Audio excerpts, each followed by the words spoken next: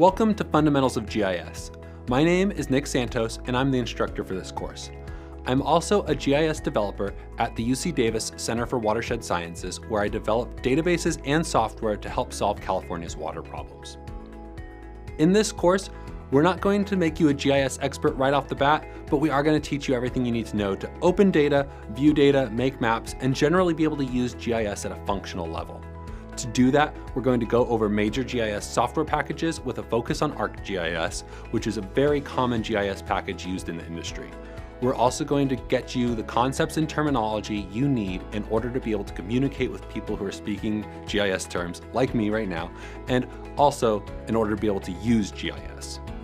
Then we're going to go over loading, viewing, and sharing data in ArcGIS. That includes everything from opening up your data and exploring it to making a map. Finally, the course is going to finish with common GIS data sets you need in order to analyze your own data. That's elevation data for the world, that's water data. It's also information that you can correlate with the data that you're taking in your own job. If you want to go even further, you should come and take the specialization with us. That's 4 courses and a capstone project that go much more in depth into GIS. It's going to be a lot of fun. It covers analysis workflows that are really common in GIS. It covers creating and editing your own data.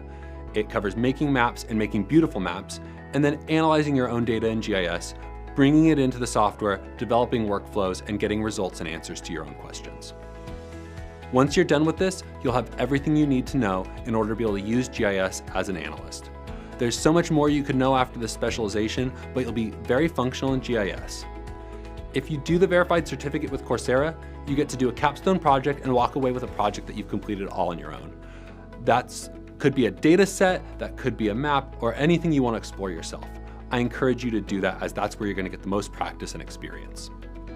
I'm really excited about this specialization and this course, and I hope you are too. Let's go get started.